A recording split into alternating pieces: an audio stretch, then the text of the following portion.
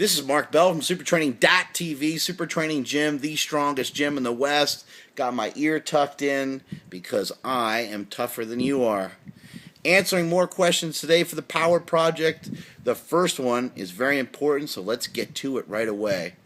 This guy says, Mark, can you please put on some posing trunks and show off your amazing glutes for us? This is serious. How many requests will it take for you to do that for us? I want to thank this guy for writing in because, out of all the time I've been doing this, nearly 900 videos, not one of you guys out there, not even one bear, has said anything about my glutes. So you guys are a bunch of jerks. Then this guy writes in, this is fantastic. This really brightened my day. All I'm going to say is about me putting on posing trunks is, who's to say I don't do it already? Who's to say I don't put on American flag striped Speedo every morning and pose for an hour? Who's to say? You never know. Anyway, on to the next question. The next question is from Conundrum 1981. I love that word. It's a great word.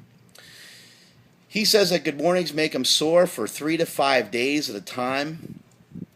And he's wondering if his ham hocks are worthless or if there's a way around this. Something he can do to get around this. I would say that your hamstrings are probably extremely tight.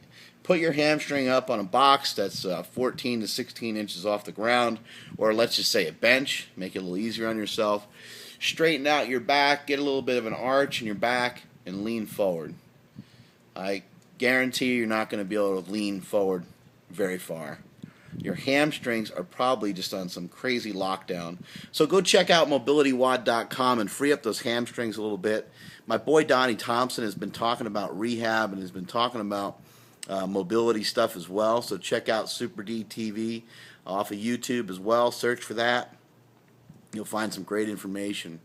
But yeah, your hamstrings are probably on lockdown. Your glutes are probably pretty tight.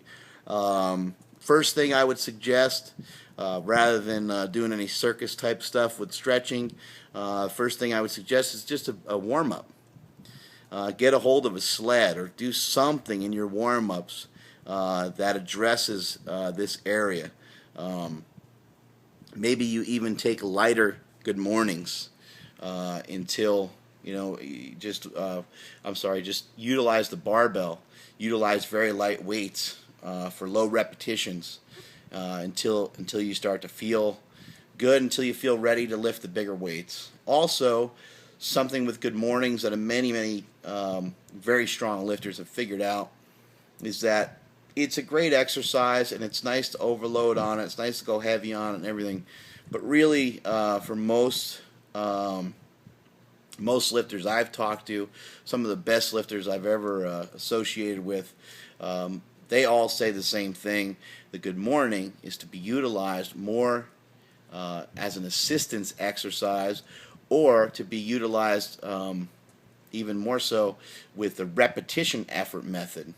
So you're using it like it can be instead of a max effort movement. It can be instead of a heavy movement for the day, a heavy squat or a heavy deadlift. But you're going to use some repetitions. You're going to need like 2 to 3 sets of 3 to 5 reps, something like that. And you want to push it pretty heavy. But doing singles and stuff like that, that can create tremendous amounts of soreness in your lower back and hamstrings that your body does not recover from, and you can't make it to the next workout. I call that a hangover.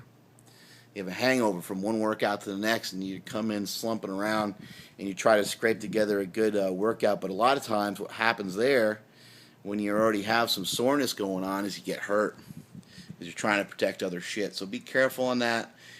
Get those hamstrings worked out. Get the kinks worked out of them. You can do a little bit of stretching after a workout, something like that might be beneficial for you. Also, like I said earlier, check out mobilitywod.com. Also, in my opinion, good morning, it can be done with a straight bar, and it's a good exercise with a straight bar, but it's even better exercise with the cambered bar. So try to get a hold of a cambered bar. Get those hamstrings to be a little bit more supple, and you should be okay. On to the next question here.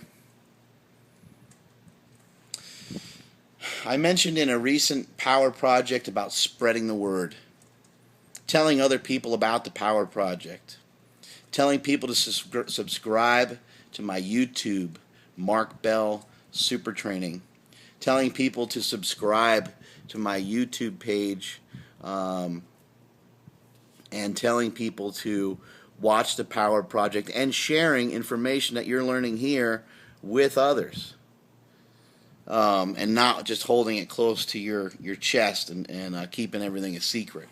Because we're on a mission here, remember, with the Power Project. We're trying to make the world a better place to lift. So let's keep at it. And this guy kind of wants to know, is it inappropriate to give advice to people that don't ask? So I guess, what he's saying basically, when you're in a commercial gym, is it okay when you see somebody deadlifting like shit to help them out? And I think that that's a wonderful opportunity to go and help that person out. You can go over to them and you can tell them exactly why you're there, why you walked over to them. Don't make them feel foolish. Don't belittle them, and don't make it seem like you know more than them. Just walk on over to them and say, you know what? I think you could lift more weight if you tried it this way. And just leave it at that. Say, would you like me to show you that? And if they seem interested, then go ahead and show them. But you'll see it right in their eye right away, whether they want to know it or not. When I used to coach Pioneer football team out here in California, I used to tell the kids, if you're not sweating, I'm not going to talk to you.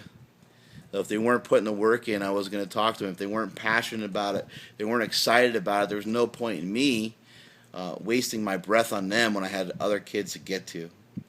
And so I would take the same approach here. Try to, initiate a conversation. Try to get it going.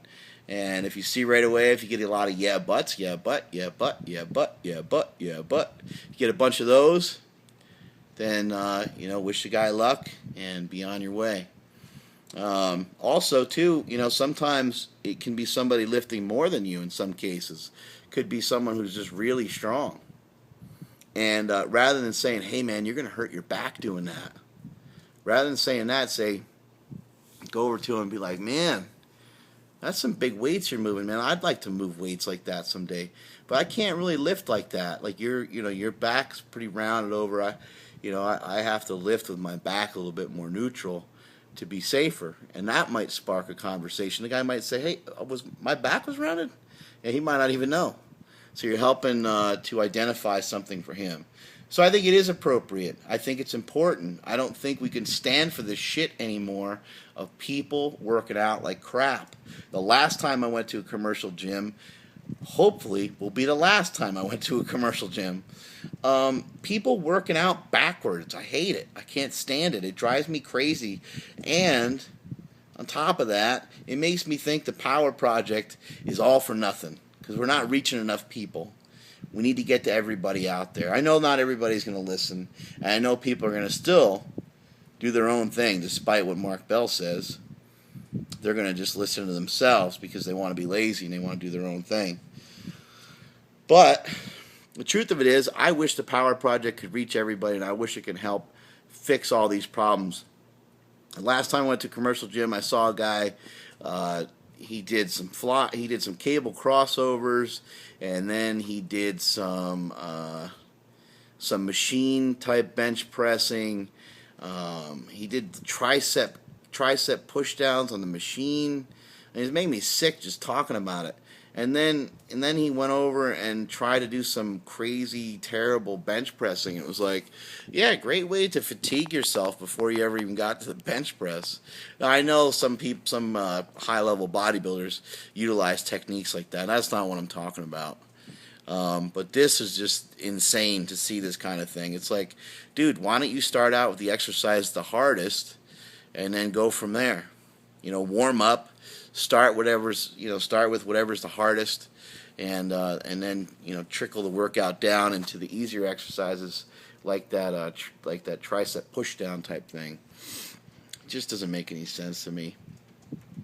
I hope we can reach more people here at the Power Project so we can stop seeing shit like that.